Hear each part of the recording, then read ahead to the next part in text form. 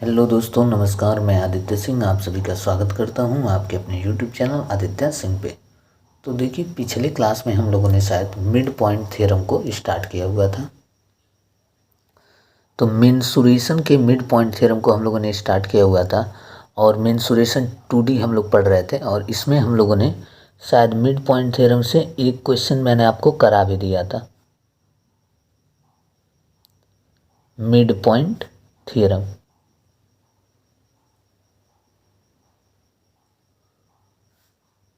तो mid point theorem से पहले मैंने आपको बताया था कि ट्रायंगल चाहे कोई सा भी हो, आप उसका एरिया कैसे निकालेंगे। ये बात मैंने आपको बता रखी है, ठीक है। आइसोसेलस हो जाएगा, इक्विलेटरल होगा और स्केलन होगा। 3 तरह के ट्रायंगल होते हैं। तो एक बार मैं रिवाइज करा देता हूँ। तो देखिए, आइसोसेलस ट्रायंगल और सबसे पहले स्केलन ट्रायंगल की बात करते हैं। स्केलन ट्रायंगल, अगर ट्रायंगल स्केलन होगा यानी कि तीनों साइड इक्वल नहीं होंगे, तब हम इसकी एरिया कैसे निकालेंगे। इसके 2 तरीके हैं। एक तो पहला है half into base into height, half into base into height. और जो दूसरा तरीका है वो है हीरोन्स फॉर्मूले से, under root S into S minus A into S minus B into S minus C. ये पूरा का पूरा अंडर रूट में है, ठीक है। ये वाली फार्मूला, हीरोन्स फार्मूला, मैंने आपको पिछले क्लास में बताया हुआ है। एक ट्रायंगल है जिसकी साइड की लंबाई ए, बी और सी है और एस क्या है, सेमी पेरीमीटर है। जिसको कैसे निकालते हैं, इसके पेरीमीटर को निकाल करके 2 से डिवाइड कर देते हैं। पेरीमीटर निकालने का मतलब तीनों साइड को जोड़ करके इसको पेरीमीटर बोलेंगे, तीनों साइड को जोड़ को, और इसी को क्या करेंगे, 2 से डिवाइड कर देंगे। यही हो जाएगा सेमी पेरीमीटर। तो सेमी पेरीमीटर की वैल्यू निकालेंगे और इसकी मल्टीप्लाई करते जाएंगे। सेमी पेरीमीटर में से एक ए वाली लेंथ को घटा देंगे जो आएगा, फिर उसके बाद सेमी पेरीमीटर में से बी वाली लेंथ को घटा देंगे जो आएगा, उसकी मल्टीप्लाई, फिर उसके बाद सेमी पेरीमीटर में से तीसरी साइड की लेंथ को घटा देंगे और जो आएगा उस सब की मल्टीप्लाई कर देंगे और स्क्वायर रूट लगा देंगे। तो इस तरीके से ट्रायंगल की एरिया निकल जाएगी। और ये कब यूज करेंगे, जब हमें क्या पता हो, ट्रायंगल का हाइट गिवन हो और एक परपेंडिकुलर लाइन जिसकी लेंथ हमें दी गई हो और ये परपेंडिकुलर लाइन जिस साइड पे परपेंडिकुलर पड़ रही हो उसकी लंबाई हमें दी गई हो, तब हम ट्रायंगल की एरिया निकाल सकते हैं। अन्यथा अगर हमें तीनों ट्रायंगल की साइड की लंबाई दी गई है तो हम बेहतर समझेंगे हम किसका उपयोग करेंगे, हीरोन्स फार्मूले का उपयोग करेंगे, ठीक है। इसके बाद जो दूसरा ट्रायंगल होता है वो होता है आइसोसेलस।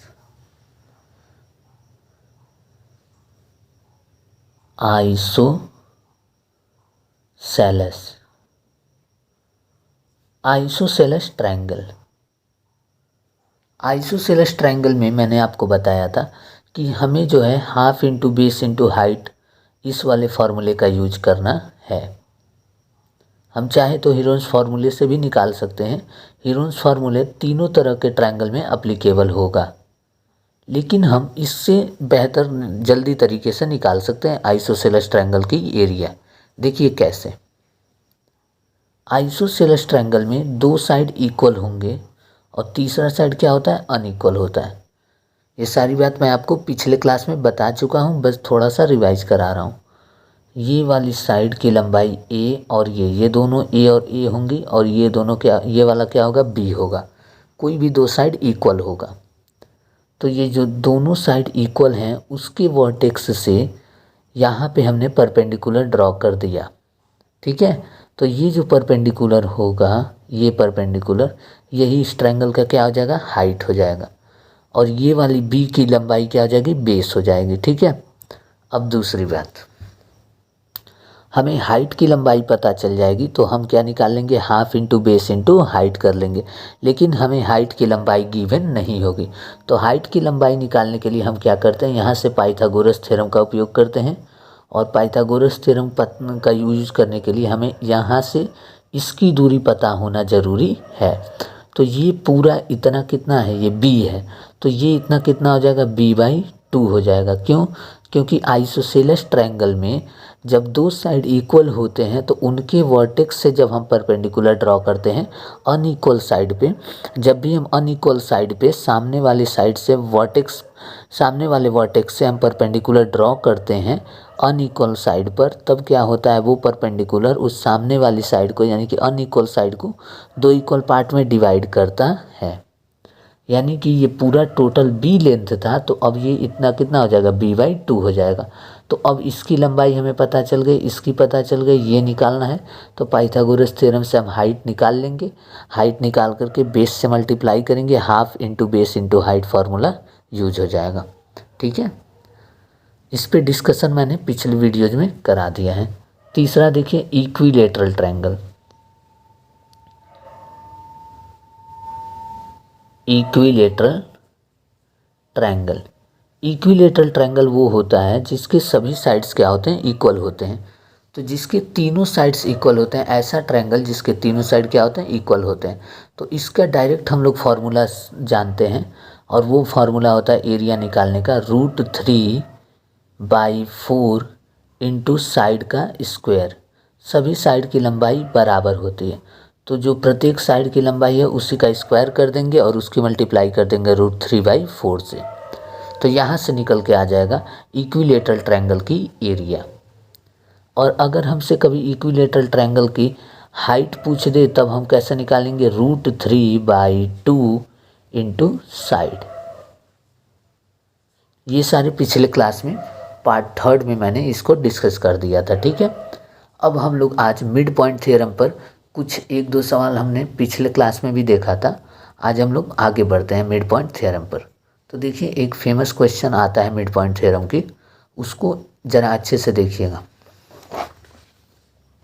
चलिए, प्रश्न ये कहता है, प्रश्न इस तरीके से आता है, the length of each side of equilateral triangle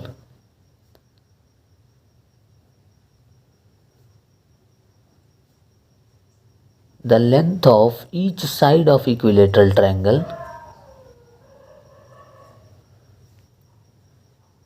is 12 centimeter. The length of each side of equilateral triangle is 12 centimeter. A new triangle is formed. A new triangle is formed by joining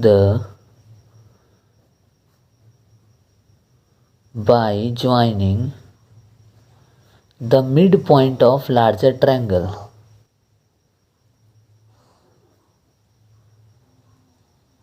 Midpoint of larger triangle.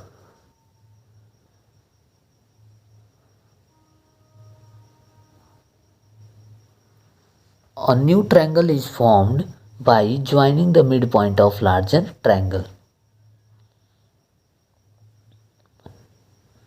This process is repeated. This process is repeated infinite times.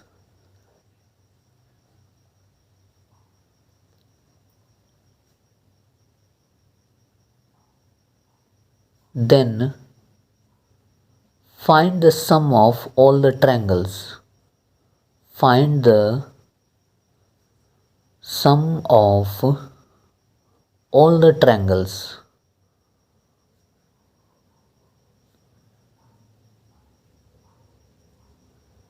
Then find the sum of all the triangles. तो देखिए, ये कह रहा है कि एक equilateral triangle है जिसके प्रत्येक भुजा की लंबाई कितनी है, 12 सेंटीमीटर है। एक नया ट्रायंगल बनाया जा रहा है। कैसे बनाया जा रहा है, उसी बड़े ट्रायंगल के अंदर किस प्रकार से, उस ट्रायंगल के मिड पॉइंट्स के, इस ट्रायंगल के मिड पॉइंट को ज्वाइन करके, ठीक है। उस ट्रायंगल के प्रत्येक साइड के मिड पॉइंट को ज्वाइन करके उसके अंदर नया ट्रायंगल बनाया जा रहा है। फिर जो नया ट्रायंगल बन रहा है उसके भी मिड पॉइंट को ज्वाइन करके एक और ट्रायंगल उसके अंदर बनाया जा रहा है, और इसी प्रकार ये प्रोसेस इनफाइनाइट टाइम रिपीट किया जा रहा है। तो ऐसे नए ट्रायंगल्स आते जा रहे हैं, फिर उनके मिड पॉइंट को ज्वाइन करके ट्रायंगल बनते जा रहे हैं, ठीक है। तो अब कह रहा है कि फाइंड सभी ट्रायंगल्स के एरिया का सम बताइए। फाइंड सम ऑफ, यहाँ एक वर्ड छूट गया, area, area of all the triangles. तो सभी ट्रायंगल्स की एरिया का सम कितना होगा, ये बात पूछी जा रही है। तो ये बहुत ही फेमस क्वेश्चन है जो कि मिड पॉइंट थ्योरम से पूछा जाता है। क्वेश्चन आप लोगों ने पढ़ लिया। चलिए देखिए कैसे करेंगे इसमें। मैं आपको डायग्राम से समझा देता हूँ। प्रश्न ये कह रहा है कि एक इक्विलेटरल ट्रायंगल है, ये वाला, जिसकी प्रत्येक भुजा की लंबाई 12 सेंटीमीटर है। ये भी 12, ये भी 12 और ये भी 12। इसके मिड पॉइंट को हमने ज्वाइन किया, ये रहा, ज्वाइन किया, एक नया ट्रायंगल बना, ठीक है। अब ये ट्रायंगल आएगा तो इसके भी 3 साइड है, इसके भी मिड पॉइंट है यहाँ, ये तीनों, इसको ज्वाइन किया तो एक और नया ट्रायंगल बना। फिर इसके भी मिड पॉइंट है तो उसको भी ज्वाइन करेंगे, नया ट्रायंगल बनते जाएगा।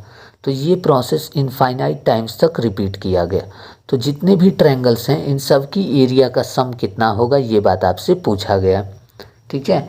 तो इस सवाल को जो है हम लोग मात्र 10 सेकेंड्स में करेंगे, ठीक है। लेकिन पहले हम लोग डिटेल जान लेते हैं, उसके बाद मेरे पढ़ाने का यही तरीका है, पहले मैं आपको सवाल को डिटेल से कराता हूँ और उसके बाद जो है मैं आपको शॉर्टकट बताता हूँ। तो देखिए, हम मान लेंगे, नीला पेन ले लेते हैं, लेट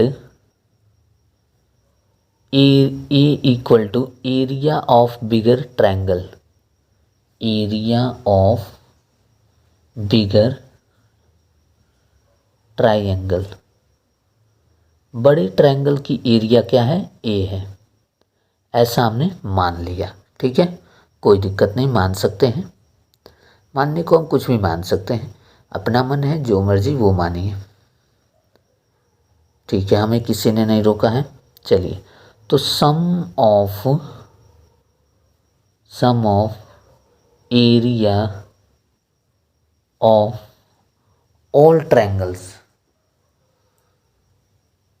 ऑल ट्रायंगल्स, सभी ट्रायंगल्स की एरिया का सम। सबसे पहले तो बड़ा वाले ट्रायंगल की एरिया जो कि हमने ए माना है, ठीक है। फिर जितने ट्रायंगल्स आएंगे, अब इसके मिड पॉइंट को ज्वाइन किया है, तो जब इस वाले ट्रायंगल के मिड पॉइंट को ज्वाइन करके नया ट्रायंगल बनाएंगे तो उसकी एरिया क्या होगी, इसका 1/4 होगी। ये बात मिड पॉइंट थ्योरम चिल्ला चिल्ला के कह रहा था, ठीक है। फिर अब जो नया ट्रायंगल अब हम बनाएंगे वो इस वाले के मिड पॉइंट को ज्वाइन करके बनाएंगे, तो उसकी एरिया क्या होगी, पुराने वाले इसकी एरिया का 1/4 होगी। ये बात मिड पॉइंट थ्योरम बता चुका है आपको। तो इंटू 1/4, ये तो पहले की एरिया थी, और अब जो है इस जो नया ट्रायंगल बना है उसकी एरिया पहले वाले का भी 1/4 हो जाएगी, ठीक है। फिर इसके मिड पॉइंट को ज्वाइन करेंगे, नया ट्रायंगल आएगा, तो उसकी एरिया क्या होगी, इसकी एरिया का 1/4, यानी कि 3 बार 1/4 हो जाएगा। और ये plus dot dot dot dot dot infinite times तक चलता जाएगा। यहाँ तक कोई दिक्कत, चलिए ठीक है। अब हम सब में देख रहे हैं ए आ रहा है, यहाँ भी, यहाँ भी, यहाँ भी, यहाँ भी, प्रत्येक टर्म में ए आएगा, तो ए को हम बाहर ले लेते हैं, ए को हमने ले लिया बाहर, तो यहाँ बचा 1, यहाँ क्या बचा, बस 1/4। फिर इसके बाद यहाँ बचा 1/16, फिर यहाँ क्या कितना बचा, ए ख़त्म, तो 4 4 16 4 64, तो 1/64 plus dot dot dot dot dot infinite, ठीक है। अब हम इसको जोड़ देंगे तो हमें ट्रायंगल की एरिया का सम पता चल जाएगा, और ए क्या है, ए जो है बड़े वाले ट्रायंगल की एरिया है। तो बड़े वाले ट्रायंगल की एरिया तो हम लोग निकाल ही लेंगे क्योंकि इनके तीनों साइड की लंबाई दी गई है, तो बड़े वाले ट्रायंगल की एरिया निकल जाएगी। लेकिन हमें अब इसके जोड़ का पता होना चाहिए। तो ये देखिए अब इसको हम लोग कैसे जोड़ेंगे।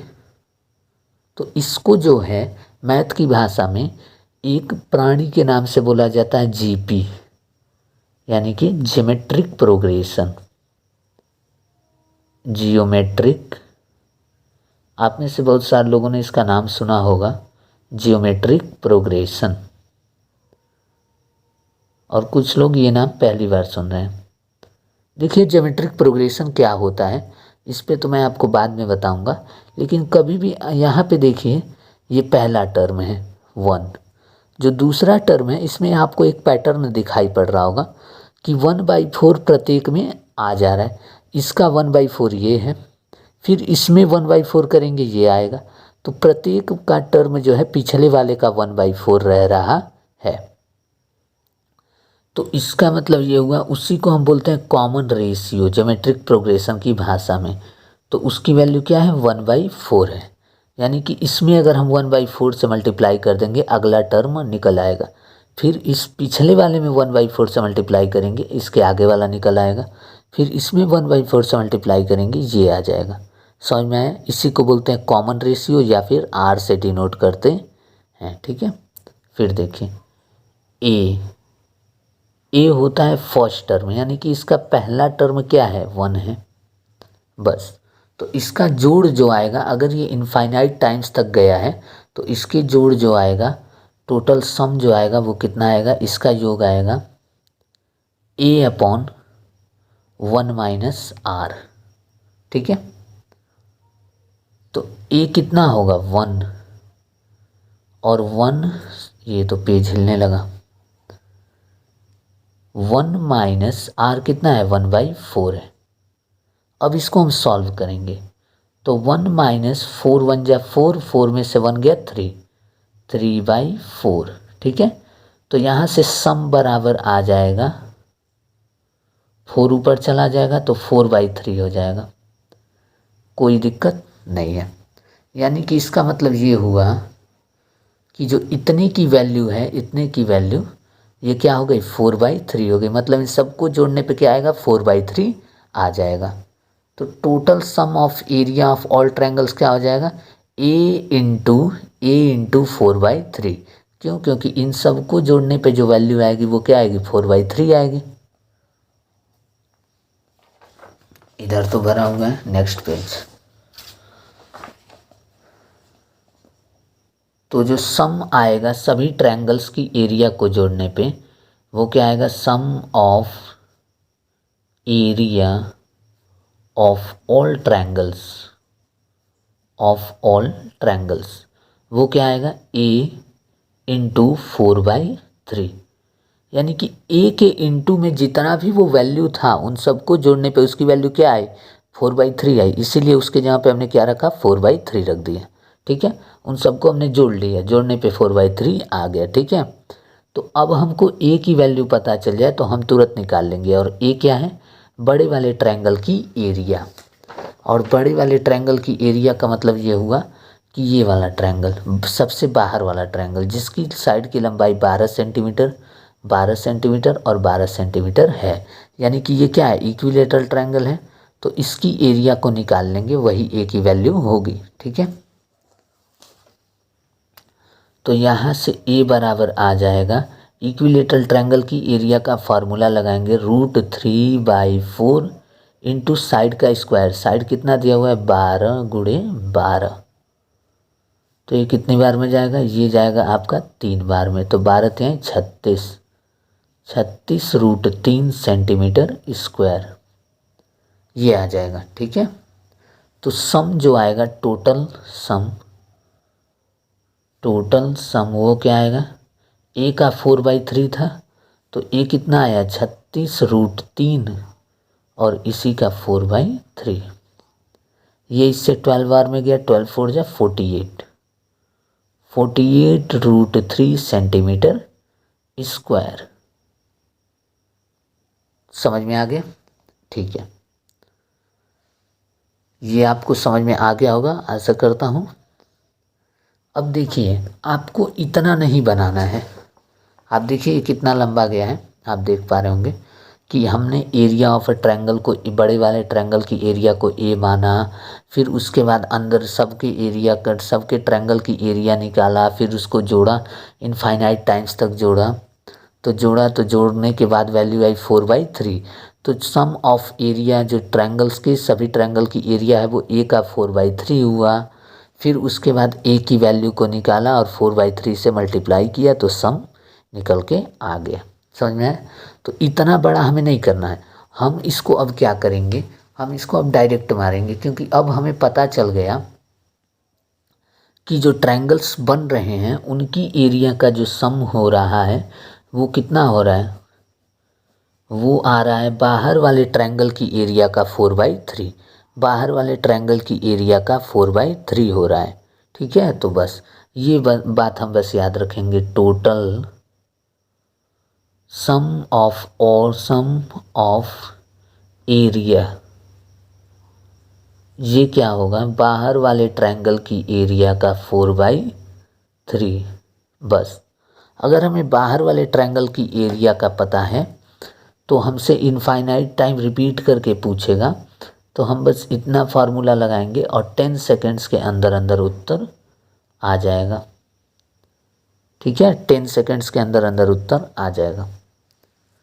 तो हमें हर बार इतना नहीं करना है, हमें बस ये बात ध्यान में रखनी है। ठीक है, एक छोटी सी बात है, आपको तुरंत समझ में आ गई होगी कि बाहर वाले ट्रायंगल की एरिया का 4/3 से गुणा कर देंगे तो टोटल सम निकल के आ जाएगा।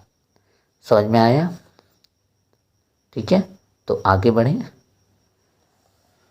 तो अब ऐसा प्रश्न आएगा तो आप लोग कर लेंगे ना, कि बोल देगा कि इक्विलेटरल ट्रायंगल है जिसके प्रत्येक भुजा की लंबाई, कुछ लंबाई दे देगा और बोलेगा कि अब नया ट्रायंगल इसके अंदर बनाया जा रहा है मिड पॉइंट को ज्वाइन करके, और यही प्रोसेस जो है इनफाइनाइट टाइम तक रिपीट हो रही है। तो जब भी बोले कि इनफाइनाइट टाइम्स तक रिपीट हो रही है और आपसे पूछ ले कि एरिया, टोटल एरिया आप बताइए, ट्रायंगल्स जितने भी बने हैं उन सब की एरिया का टोटल सम कितना आएगा, तो आप तुरंत करेंगे बाहर वाले ट्रायंगल की एरिया निकालेंगे और उसकी 4/3 से मल्टीप्लाई कर देंगे तो उत्तर आ जाएगा। समझ में आया? बाहर वाले ट्रायंगल की एरिया निकालेंगे और उसकी 4/3 से मल्टीप्लाई कर देंगे तो उत्तर आ जाएगा। ठीक है, तो चलिए एक क्वेश्चन इस पे और कर लेते हैं।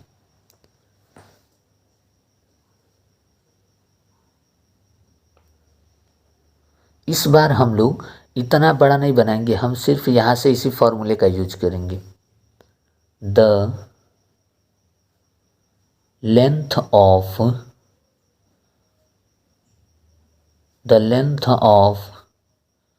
Each side of equilateral triangle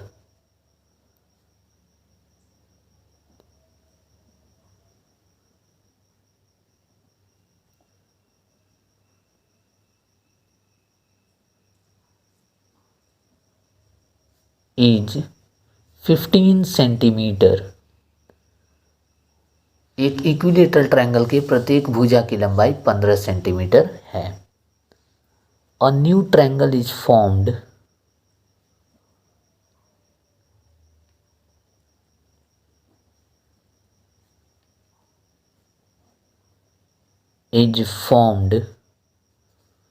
by joining the midpoint of larger triangle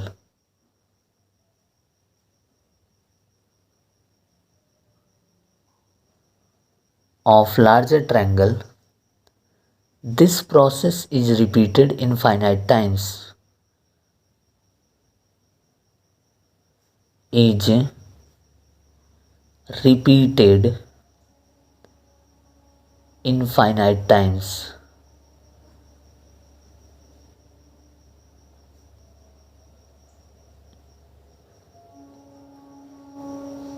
Find the sum of area of all the triangles.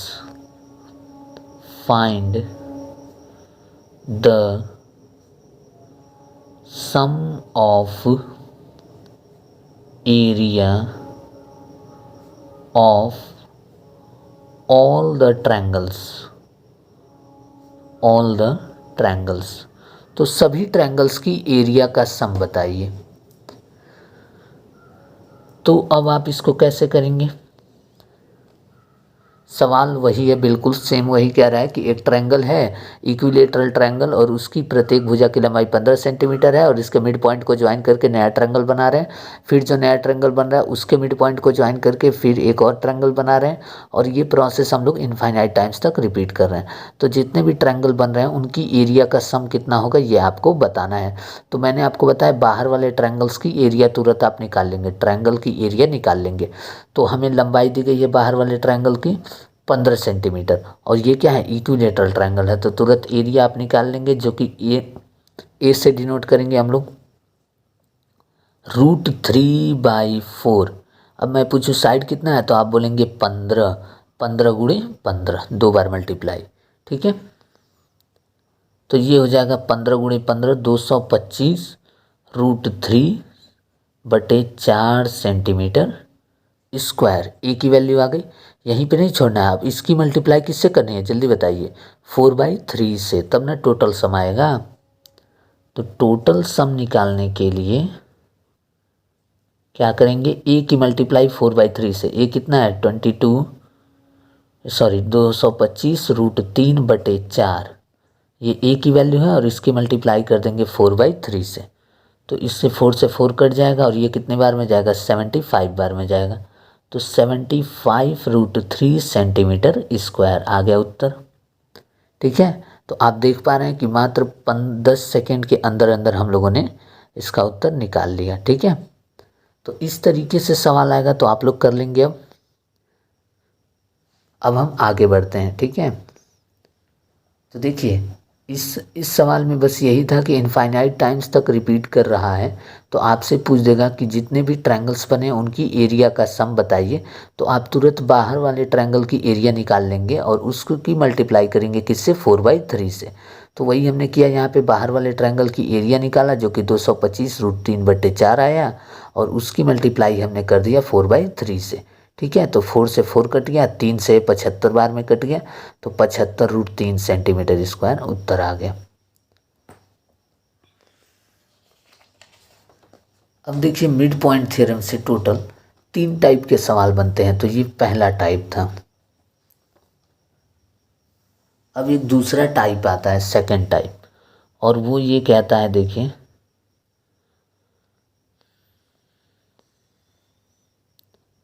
The length of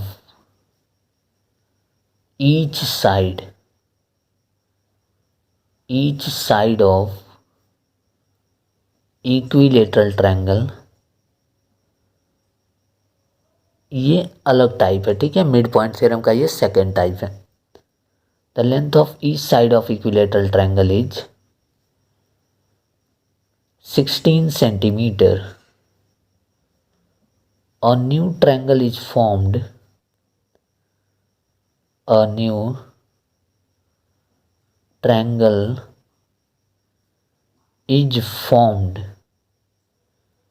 by joining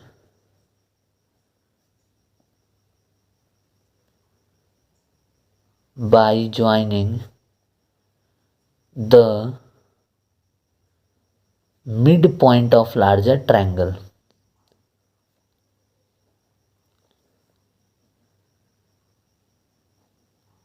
By joining the midpoint of larger triangle. This process is repeated infinite times.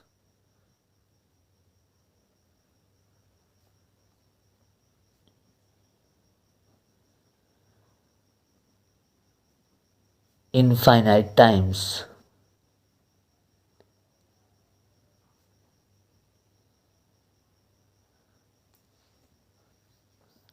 Find the ratio of area of third and fifth triangle, third and fifth triangle. तो देखिए सवाल कह रहा है कि एक equilateral triangle है जिसके प्रत्येक भुजा की लंबाई, एक बात मैं आपको बता दूं, इक्विलेटरल ट्रायंगल की जगह कोई भी ट्रायंगल देगा तो फार्मूला वही लगेगा, ठीक है, उसमें कुछ बदलना नहीं है। बस हमें यही करना है कि बाहर वाले ट्रायंगल की एरिया निकालने का तरीका बदल जाएगा, ठीक है। इक्विलेटरल नहीं देगा, अगर स्केलेन देगा तो हम लोग हीरोज फार्मूला से निकाल लेंगे, आइसोसेलेस देगा तो हम लोग मीडियन का यूज करके निकाल लेंगे, ठीक है। चलिए, तो अब हमें इक्विलेटरल ट्रायंगल बोला है, तो इक्विलेटरल ट्रायंगल में हम लोग फार्मूला आसानी से लगा सकते हैं, ठीक है। फिर देखिए अब इसमें भी वही बात बोला है कि एक इक्विलेटरल ट्रायंगल है जिसके प्रत्येक भुजा की लंबाई 16 सेंटीमीटर है और इसके मिड पॉइंट, इसके साइड्स के मिड पॉइंट को ज्वाइन करके नया ट्रायंगल बनाया जा रहा है। फिर जो नया ट्रायंगल बना उसके साइड्स को के मिड पॉइंट को ज्वाइन करके एक और नया ट्रायंगल बनाया गया और इस प्रोसेस को हम लोगों ने इनफाइनाइट टाइम तक दोहराया। तो अब पूछ रहा है कि पहले क्या पूछ रहा था, पहले पूछ रहा था कि जितने भी ट्रायंगल बने हैं उनकी एरिया का टोटल सम कितना होगा। इस बार पूछ रहा है कि रेशियो बताइए थर्ड ट्रायंगल और फिफ्थ ट्रायंगल की एरिया का। तो इसको हम लोग कैसे बताएंगे, तो देखिए इसको हम लोग कैसे करेंगे। इसको भी हम लोग मात्र, इसको तो हम लोग 5 सेकेंड्स के अंदर अंदर ही कर सकते हैं, ठीक है, लेकिन पहले हम इसका आपको डिटेल बताते हैं। प्रश्न आप लोग को समझ में आ गया होगा। देखिए हमसे पूछा है थर्ड ट्रायंगल की area is to fifth triangle की एरिया का रेशियो पूछा है, ये बात पूछा है, ठीक है। थर्ड ट्रायंगल की एरिया से मतलब है कि जो ट्रायंगल तीसरी बार बना उसकी एरिया, तो जो बड़ा ट्रायंगल होगा उसकी एरिया को हम लोग 1 यूनिट मान लेते हैं, ठीक है। सबसे बाहर वाले ट्रायंगल की एरिया क्या माना, 1 यूनिट। तो उसके अंदर जो जो ट्रायंगल बना उसके मिड पॉइंट को ज्वाइन करने से उसकी एरिया इसके एरिया का 1/4 हो जाएगी। इतनी बात आपको समझ में आ गई। ध्यान से सुनिएगा, मैं फिर आपको डायग्राम बना के एक्सप्लेन कर देता हूँ एक बार, तब आपको अच्छे से समझ में आएगा। जैसे सवाल कह रहे हैं ये एक ट्रायंगल है, ठीक है, सबसे बाहर वाला ट्रायंगल, इसकी एरिया हमने क्या माना, 1 यूनिट माना। तो आप सब भली भांति जानते हैं कि जब इसकी एरिया 1 यूनिट होगी तो इसके मिड पॉइंट को जब हम ज्वाइन करके नया ट्रायंगल बनाएंगे तो उसकी एरिया क्या होगी, 1/4 होगी। इतनी बात आपको क्लियर है, ठीक है। चलिए, तो ये वाले ट्रायंगल को, ये वाला ट्रायंगल की एरिया क्या है, 1/4 है, ठीक है। अब आगे देखिए, यही है वो ट्रायंगल, इसको हम यहाँ किनारे बनाते हैं, हालांकि इसमें बहुत छोटा हो जाएगा, थोड़ा सा हम आपको तोड़ के बताते हैं। तो इसकी एरिया क्या है, 1/4 है, ये बात आपको क्लियर है, ठीक है। तो इसके 3 साइड दिख रहे हैं, तीनों साइड के मिड पॉइंट को ज्वाइन किया हमने और एक नया ट्रायंगल बना दिया, ठीक है। ये फर्स्ट था, ये सेकंड था और अब ये कौन सा ट्रायंगल होगा, थर्ड ट्रायंगल होगा। तो जो मिड पॉइंट को ज्वाइन करके नया ट्रायंगल बनता है उसकी एरिया बड़े वाले ट्रायंगल की एरिया का 1/4 होती है, ये बात आपको मिड पॉइंट थ्योरम बोला था। लेकिन बड़े वाले ट्रायंगल की एरिया से मतलब ये है कि जिसके हमने मिड पॉइंट को ज्वाइन किया है, जिस ट्रायंगल के साइड के मिड पॉइंट को ज्वाइन किया है उसकी एरिया का 1/4। तो हमने किस ट्रायंगल को मिड पॉइंट को ज्वाइन किया, इस वाले के, ठीक है। तो उसकी एरिया कितनी है, 1/4। तो अब इसकी एरिया कितनी हो जाएगी, पुराने वाले का यानी कि इस वाले का 1/4 होगी। ये बात आपको समझ में आ रही है ना, कि इस वाले ट्रायंगल की एरिया का 1/4 ये होगा। तो इसकी एरिया कितनी हो जाएगी, पुराने वाले का यानी कि बड़े वाले का 1/4, ठीक है। ये 1/4 कहाँ से आया, इसकी एरिया है ये इस वाले की, और ये 1/4 कहाँ से आया, पुराने वाले की एरिया का यानी कि बड़े वाले की एरिया का हम लोग 1/4 करते हैं, तब जाके इसकी एरिया निकल के आती है, ठीक है। तो ये कितना हो गया 1/16 हो गया। समझ आ गया। तो यही है आपका थर्ड ट्रायंगल की एरिया। कोई दिक्कत नहीं। थर्ड ट्रायंगल की एरिया तक आप लोग पहुंच गए। ठीक है, तो 1/4 इंटू 1/4 समझ में आया। ये हो गई थर्ड ट्रायंगल की एरिया। ये फर्स्ट ट्रायंगल की एरिया, यहाँ ये इतना हो गया सेकेंड ट्रायंगल की एरिया, और यहाँ से इतना तक क्या हो गया, ये थर्ड ट्रायंगल की एरिया हो गया। ठीक है, अब जो थर्ड ट्रायंगल की एरिया आई है वो कितना आई है 1/16 आई है। अब मैं फिर इसको बड़ा बनाता हूँ। ये बस मैं आपको समझाने के लिए कर रहा हूँ। देखिए कितने डिटेल में मैं आपको एक एक चीज़ों को एकदम आराम से समझाते हुए चल रहा हूँ। ये देखिए, इसके मिड पॉइंट को हमने ज्वाइन किया। ठीक है, तो इसकी एरिया कितनी है 1/16 है। अभी अभी हम लोग निकाल के आए हैं। ठीक है, ये कौन सा ट्रायंगल है, थर्ड ट्रायंगल है। अब जो ये बना ये कौन सा होगा, फोर्थ ट्रायंगल होगा। 1/6 नहीं 1/16। तो इसकी एरिया कितनी होगी 1/16 का 1/4, 1/16 का 1/4 यानी कि 1/64 होगी। ठीक है, ये फोर्थ ट्रायंगल हो गया। ठीक है, अब इस फोर्थ ट्रायंगल की एरिया पता चल गई, तो हम फोर्थ ट्रायंगल को थोड़ा सा बड़ा बना देते हैं। ये ऐसा, ठीक है। अब इसके मिड पॉइंट को हम लोग क्या करते हैं, ज्वाइन करते हैं, और ये बन गया आपका फिफ्थ ट्रायंगल। तो जो फोर्थ ट्रायंगल की एरिया आई है वो कितना आई है 1/64 आई है। ठीक है, तो फिफ्थ ट्रायंगल की एरिया क्या होगी 1/64 का 1/4, यानी कि फिफ्थ ट्रायंगल की एरिया आ गई 1/64 का भी 1/4। ये बात क्लियर है। ठीक है, तो ये आ गई फिफ्थ ट्रायंगल की एरिया। तो आपको यही तो निकालना था, फिफ्थ ट्रायंगल की एरिया और थर्ड ट्रायंगल की एरिया। तो फिफ्थ वाला निकल गया और थर्ड वाला भी निकल गया, और दोनों का रेशियो निकालना है। अब रेशियो निकल जाएगा। तो ये थर्ड ट्रायंगल की एरिया हो गई। और फिफ्थ ट्रायंगल की एरिया कितने आई है 1/64 गुणे 1/4। तो 1/64 को हम क्या लिख सकते हैं 1 इंटू 3 बार 64 को 4 बार 4 लिख सकते हैं 1/4 इंटू 1/4 इंटू 1/4 इंटू 1/4। ये 64 को लिख दिया, और इसका 1/4 होना था तो ये भी 1/4 लगा दिया। इतनी बात आपको समझ में आ गई। ठीक है,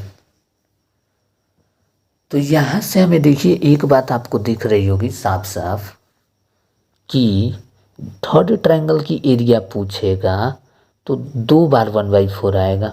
ठीक है, फिफ्थ ट्रायंगल की एरिया पूछेगा तो यहाँ पे 1/4 कितनी बार आएगा 1/4 आपका 4 चौके 16, सॉरी यहाँ पे हमने 4 बार गलती से कर दिया है। 64 जो होगा वो 4 का क्यूब होता है ना, तो 3 ही बार 4 होगा।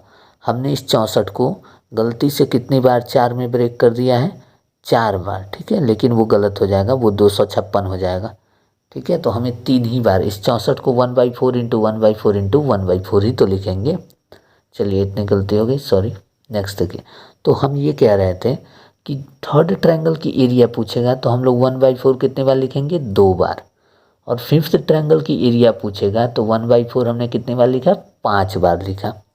समझ में आ रहा है। तो जितने ट्रायंगल की एरिया पूछेगा उससे एक कम बार हम 1/4 से मल्टीप्लाई कर देंगे। ठीक है, समझ में आया। तो यही हमें अगर एट्थ ट्रायंगल की एरिया पूछता तो हम लोग कितनी बार 1/4 से मल्टीप्लाई करते 7 बार। समझ में आया। ठीक है, यहाँ हमें अगर फोर्थ ट्रायंगल की एरिया पूछा होता तो हम लोग 3 बार 1/4 से मल्टीप्लाई करते। ये बात आपको क्लियर हो गई। ठीक है, तो अब आप लोग निकाल लेंगे, तो दोनों के बीच का आप रेशियो निकालना है। तो ये पूरा का पूरा इतनी बार में कट जाएगा, तो कितना बचा 2 बार, यानी कि 1/16 बचा। इधर क्या बचा 1 बचा। तो 1:1/16 क्या आ गया रेशियो आ गया। लेकिन रेशियो आपको इस तरीके से ऑप्शन में नहीं दिखेगा, 16 को इधर मल्टीप्लाई करना पड़ेगा। तो 16:1 उत्तर आ जाएगा। समझ में आ गया? ठीक है, तो इस तरीके से हम लोग ट्रायंगल की एरिया को निकालते हैं। तो जितने भी ट्रायंगल पूछेगा, मान लीजिए मगर 7th ट्रायंगल पूछ देगा तो 6 बार हम लोग 1/4 से मल्टीप्लाई करेंगे। ठीक है, तो 2-3 बार मैं आपको लिख करके दिखा देता हूँ, फिर आप धीरे धीरे खुद ब खुद जान जाएंगे। तो देखिए, मिड पॉइंट से अगर आपसे कह दें कि मिड पॉइंट को ज्वाइन करके हमने 5 ट्रायंगल लगातार बनाते गए एक ट्रायंगल के अंदर, तो आपसे पूछ दे कि आप हमें 3rd ट्रायंगल की एरिया बताइए, तो आप क्या करेंगे? 1 बाहर वाले ट्रायंगल की एरिया 1 यूनिट हमेशा मानेंगे, और फिर उसके बाद 1/4 से कितने बार मल्टीप्लाई? 2 बार। समझ में आ गया? अगर 3rd ट्रायंगल की पूछेगा तो 2 बार मल्टीप्लाई, जितनी बार पूछेगा उससे एक कम। यानी कि अगर हमसे 7th ट्रायंगल की एरिया पूछा होता तो बाहर वाले की एरिया 1 यूनिट, और 1/4 से कितने बार मल्टीप्लाई? 6 बार। 1/4 इंटू 1/4 इंटू 1/4 इंटू 1/4 इंटू 1/4, कितने बार हुआ? 3 2 5 इंटू 1/4, 6 बार ही मल्टीप्लाई करना है। तो 7th का पूछा था तो हम लोग ने कितने बार मल्टीप्लाई किया? 6 बार। तो जितनी बार पूछेगा उससे एक कम बार 1/4 से मल्टीप्लाई कर देंगे। ठीक है, अगर हमसे मान लीजिए 6th का पूछा होता तो हम लोग 1 यूनिट इंटू कितनी बार? 1/4, 1/4 की मल्टीप्लाई 5 बार। समझ में आ गया? ठीक है, अगर हमसे पूछ लेता 18th ट्रायंगल की एरिया बताइए, हमने ट्रायंगल बनाया और इसके मिड पॉइंट को इनफाइनाइट टाइम्स तक ज्वाइन करते गए, तो 18th ट्रायंगल की एरिया बताइए, बाहर वाले ट्रायंगल की एरिया दे देगा, और आपसे 18th ट्रायंगल की एरिया भी पूछ सकता है। तो आप क्या करेंगे? बाहर वाले ट्रायंगल की एरिया 1 यूनिट ले लेंगे, और 18th पूछा था तो 1/4 का पावर लगा देंगे 17, यानी कि 1/4 को कितने बार मल्टीप्लाई? 17 बार। ठीक है, तो इस तरीके से देखिए प्यारे बच्चों, हर चीज़ को समझने की एक प्रक्रिया होती है, धैर्य रख करके चीज़ों को समझना पड़ता है। ठीक है, तब जाके आपको मैथ्स कहीं बहुत अच्छे से और बहुत ही मतलब एफिशिएंट लेवल में आपको मैथ्स सीखने का मज़ा आएगा। ठीक है, जैसे आप इसको पढ़ रहे होंगे तो आपको सारी चीज़ें स्पष्ट अब समझ में आ रही होंगी धीरे धीरे।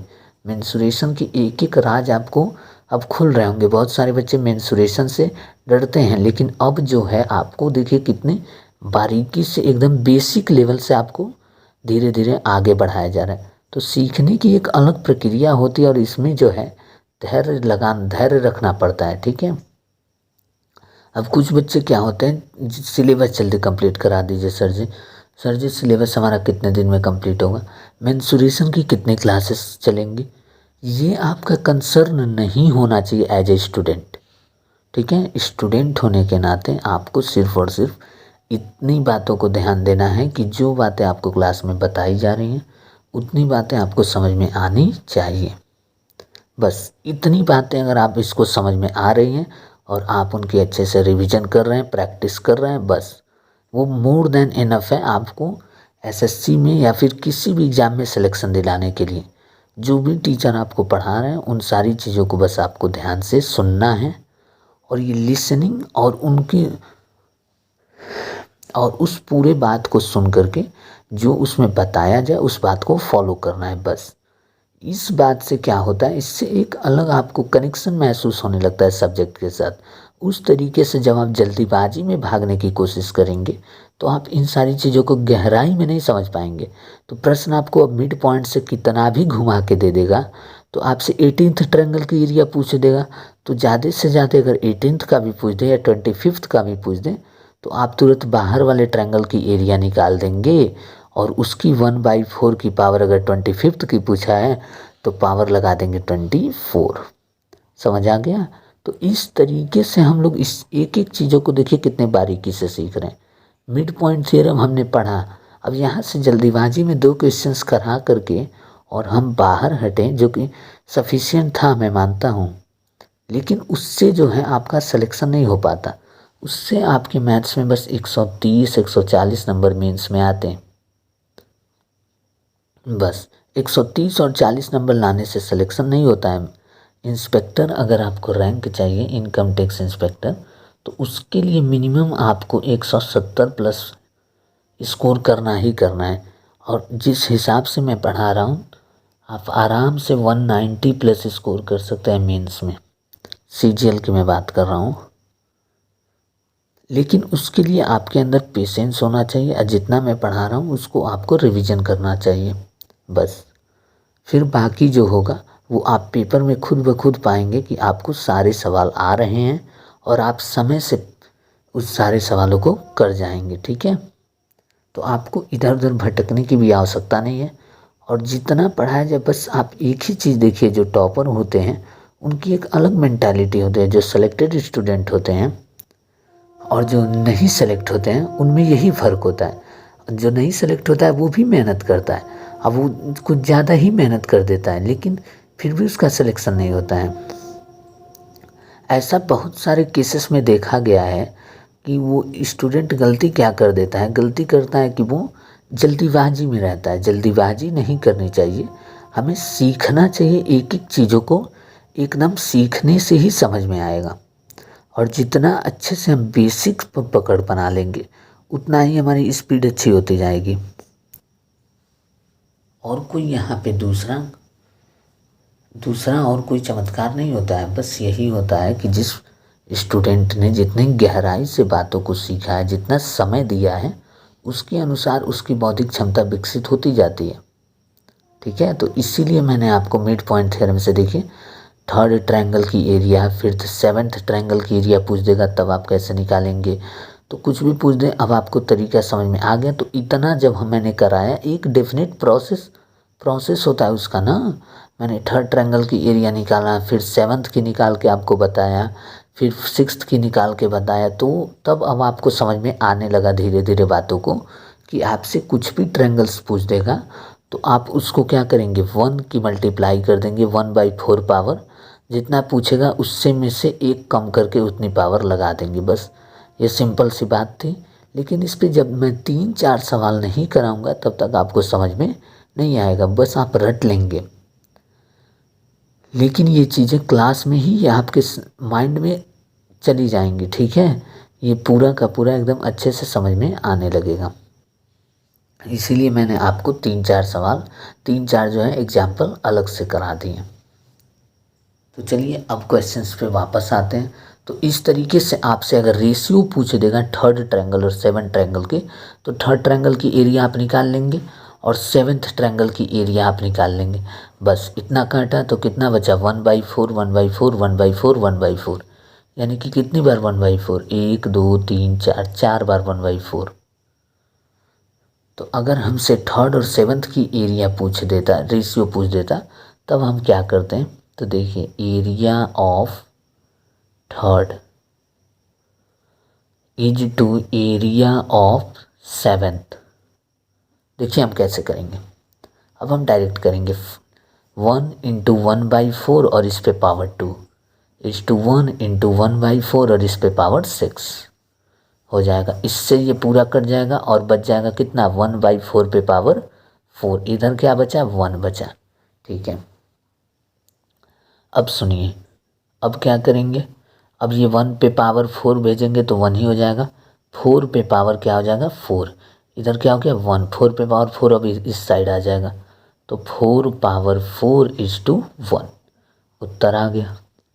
ठीक है, तो हमें अगर हम चाहें तो हमें इतना भी नहीं करना है।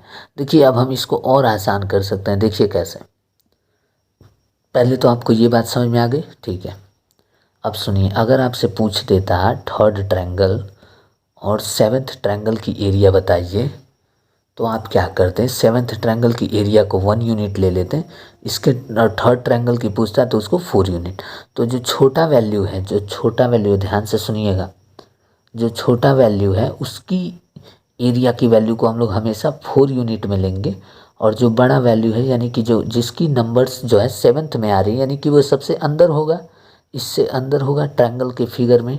ठीक है, तो सेवन्थ ट्रायंगल जो होगा वो थर्ड ट्रायंगल कहीं ना कहीं उसकी एरिया बड़ी होगी, तो इसीलिए थर्ड ट्रायंगल की एरिया को हमने 4 यूनिट लिया और जो सेवन्थ ट्रायंगल है उसकी एरिया को हमने 1 यूनिट लिया।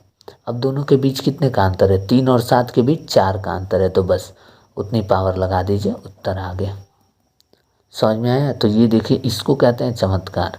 लेकिन ये चमत्कार कोई नहीं है, ये वही चीज़ है जो बेसिक जो आप समझे हैं वही है ये, ठीक है। ये कोई अलग चीज़ मैंने नहीं बताई है, लेकिन अब इसी पे लोग ट्रिक बना देते हैं और ये बना देते हैं और लगते हैं बताने, लेकिन वो सारी चीज़ें क्या है, वो आपको बर्बाद कर रही हैं वो सारी चीज़ें, ठीक है। उस सीखने की प्रक्रिया से जब आप बाहर जाएंगे तो आप ऑटोमेटिकली समझिए आप सिलेक्शन की प्रक्रिया से बाहर जा रहे हैं। चलिए नेक्स्ट देखिए, इसी तरीके से आपसे पूछ दें 8th ट्रायंगल की एरिया और 10th ट्रायंगल की एरिया का रेशियो बताइए, तो आप तुरंत करेंगे। इसकी एरिया आप 4 मान लेंगे, इसकी एरिया 1 मान लेंगे, ठीक है। दोनों के बीच का अंतर 2, पावर 2 लगा देंगे, बस बात ख़त्म। 16:1 उत्तर आ जाएगा, कोई दिक्कत नहीं, ठीक है। तो इस तरीके से आपको सवाल आएगा तो आप कर लेंगे। अब हम चलते हैं तीसरे टाइप की तरफ।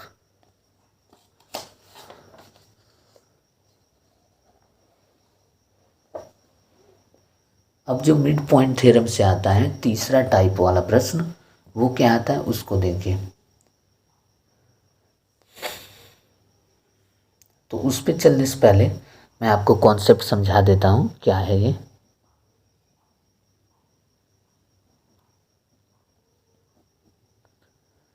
ये है कि मिड पॉइंट थ्योरम में देखिए, एक ट्रायंगल है और ट्रायंगल के सभी मिड पॉइंट को ज्वाइन करके, ट्रायंगल के साइड्स के मिड पॉइंट को ज्वाइन करके हमने नया ट्रायंगल बनाया। तो इसकी एरिया जो होगी बाहर वाले एरिया का 1/4 होगी। ये बात थी मिड पॉइंट की, मिड पॉइंट थ्योरम की। लेकिन अब हम बात कर रहे हैं पेरीमीटर की। पेरीमीटर कितना होगा? अब हम बात किसकी कर रहे हैं? पेरीमीटर, यानी कि परिमाप।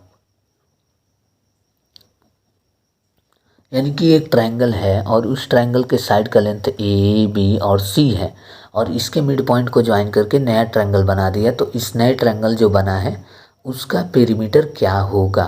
तो ध्यान रखिएगा, उसका जो पेरीमीटर होगा वो बड़े वाले ट्रायंगल की पेरीमीटर का आधा होगा। समझ में आया? बड़े वाले ट्रायंगल की पेरीमीटर मान लीजिए पी होगा, तो इसका पेरीमीटर क्या होगा? पी इंटू 1/2 हो जाएगा।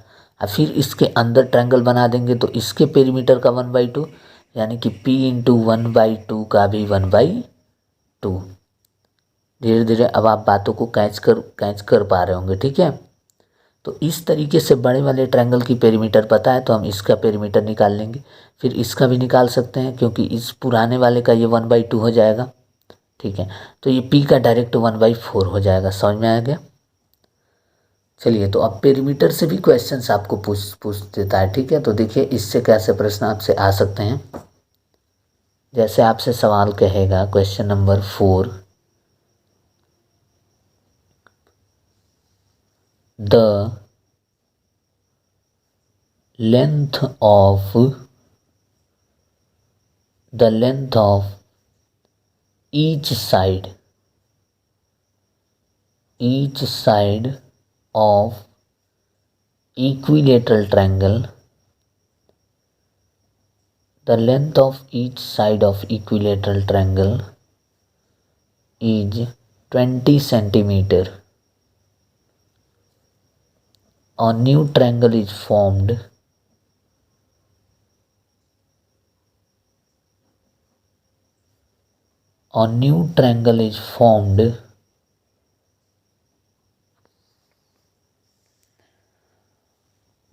by joining the midpoint of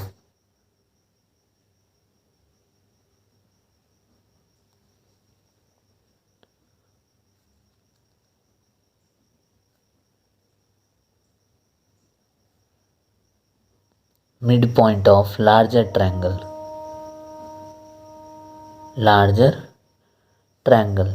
This process is repeated infinite times.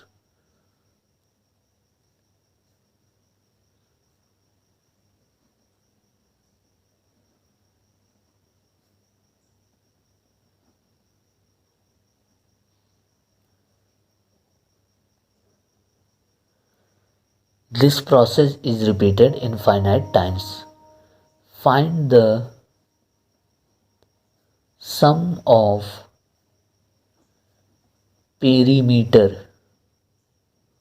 of all the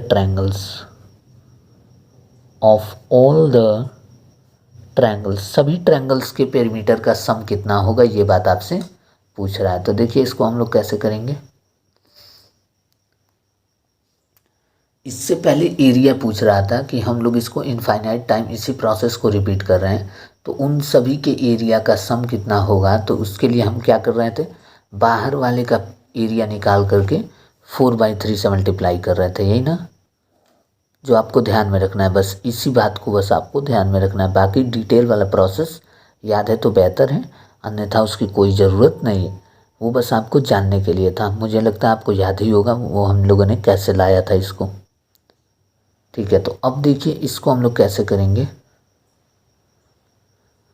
एक इक्विलेटरल ट्रायंगल है जिसकी प्रत्येक भुजा की लंबाई 20 सेंटीमीटर है और इसके मिड पॉइंट को ज्वाइन करके एक नया ट्रायंगल बनाया जा रहा है. फिर जो नया ट्रायंगल बन रहा है उसके भी मिड पॉइंट को ज्वाइन करके एक और नया ट्रायंगल बनाया जा रहा है और इस प्रोसेस को हम लोग इनफाइनाइट टाइम रिपीट करते जा रहे हैं, यानी कि ट्रायंगल पे ट्रायंगल बनाते जा रहे हैं. ठीक है, तो अब कह रहा है कि जितने ट्रायंगल्स हैं उन सबके पेरीमीटर का सम कितना होगा. तो देखिए हम लोग क्या करेंगे, बाहर वाले के पेरीमीटर को हम लोग मान लेंगे P, perimeter of outer most triangle, सबसे बाहर वाला ट्रायंगल के पेरीमीटर को हमने माना P, तो उसका सम P. फिर इसके अंदर जो आएगा वो अभी हम लोगों ने जाना था कि मिड पॉइंट को ज्वाइन करके जब ट्रायंगल बनता है तो उसका पेरीमीटर बाहर पुराने वाले के का पेरीमीटर का क्या होता है, 1/2 होता है. फिर अब इसके मिड पॉइंट को ज्वाइन करके बनाएंगे तो उसका पेरीमीटर इसके पेरीमीटर का 1/2 हो जाएगा, तो इसके पेरीमीटर का कितना हो जाएगा, 1/2. फिर जो आएगा वो पुराने वाले का भी 1/2 हो जाएगा, तो P इंटू 1/2 इंटू 1/2 इंटू 1/2 और ऐसे ही ट्रायंगल इनफाइनाइट टाइम्स तक बनते रहेंगे. तो इन सब को जोड़ देंगे तो टोटल सम निकल के आ जाएगा. अब देखिए P को हम लोग कॉमन ले लेंगे तो यहाँ 1 बचा, यहाँ क्या बचा, 1/2 बचा, यहाँ क्या बचा, 1/4, यहाँ 1/2 इंटू 1/2 इंटू 1/2 1/8 हो जाएगा, plus dot dot dot infinite times. यहाँ तक क्लियर है. ठीक है, तो अब ये अगेन क्या बन गया, GP बन गया, ज्योमेट्रिक प्रोग्रेशन. मैंने आपको बताया है तो ज्योमेट्रिक प्रोग्रेशन बन गया. तो अब इसकी जो रेशियो है, कॉमन रेशियो, वो कितना है, 1/2. क्यों, क्योंकि इसमें 1/2 से मल्टीप्लाई करेंगे ये आ जाएगा और इसमें जब 1/2 से मल्टीप्लाई करेंगे ये आ जाएगा और इसमें 1/2 से मल्टीप्लाई करेंगे ये आ जाएगा. तो इसलिए इसका कॉमन रेशियो कितना निकल के आ रहा है, 1/2. और ये कितनी बार रिपीट हो रहा है, इनफाइनाइट टाइम्स तक. और फर्स्ट टर्म कितना है, 1 है. तो इन सब का जोड़ किसके बराबर होगा, A/1 - R के बराबर होगा जब ये इनफाइनाइट टाइम्स तक रिपीट होता है तब. ठीक है, तो अब इसका जोड़ यहाँ से हम निकाल लेते हैं, टोटल सम.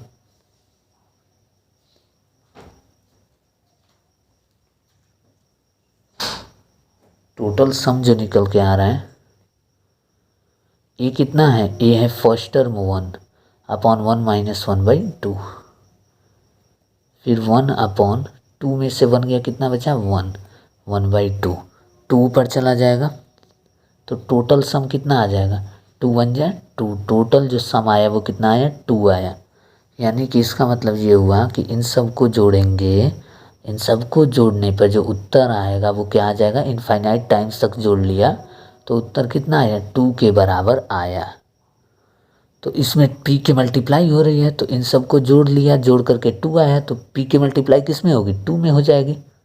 तो टोटल जो सम पेरीमीटर का आया वो कितना आया, P × 2. तो बस इसमें भी बस आपको यही ध्यान रखना है, total sum of perimeter of all triangles वो क्या होता है, P × 2 होता है. P × 2, total sum of perimeter of all triangles P into 2।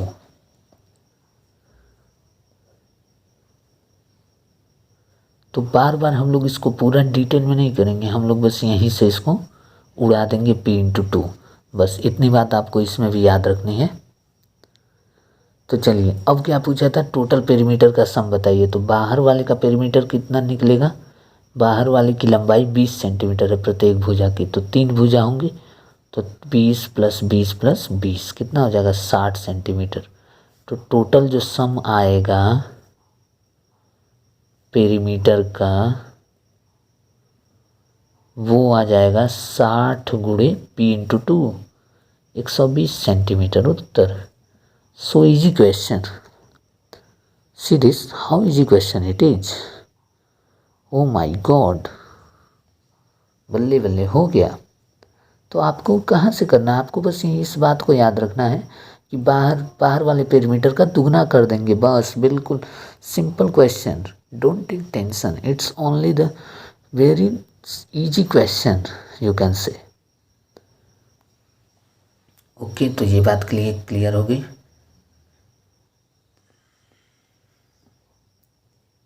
ठीक है, तो इस तरीके से आपको सवाल पूछ देगा। देखिए मिड पॉइंट थ्योरम में सिर्फ और सिर्फ एरिया से नहीं पूछ सकता है, आपको तो पेरीमीटर से भी पूछ सकता है ना, तो हर तरीके से आपको तैयार रहना पड़ेगा। तो पेरीमीटर वाला पूछ देगा तो हम इसको लगा देंगे, P इंटू 2 को कर देंगे, कोई दिक्कत नहीं, हम लोग पढ़ चुके हैं अब इसको। ठीक है, और अगर ये पूछ देगा इसमें भी कि भैया मिड पॉइंट को हमने ज्वाइन कर लिया, अगर हमसे ये पूछ देगा कि हमने मिड पॉइंट को ज्वाइन करके ट्रायंगल बनाया और इनफाइनाइट टाइम्स तक हम ट्रायंगल बनाते जा रहे हैं, तो अब जो है एरिया मत बताइए, अब हमें पेरीमीटर का रेशियो बताइए। थर्ड ट्रायंगल और फिफ्थ ट्रायंगल की पेरीमीटर का रेशियो बता दीजिए, तो आप तुरंत बता देंगे, आप काहे लिए इसमें देरी करेंगे। आपको तो पता है ये है कि बड़े वाले ट्रायंगल की एरिया 1 यूनिट मानते हैं, तो जो सेकंड ट्रायंगल होगा वो 1/2 उसका पेरीमीटर, इसके 1/2, फिर थर्ड ट्रायंगल उसका 1/2, बस 2 बार मल्टीप्लाई। 5 है तो 1/2 की कितनी मल्टीप्लाई, 4 बार।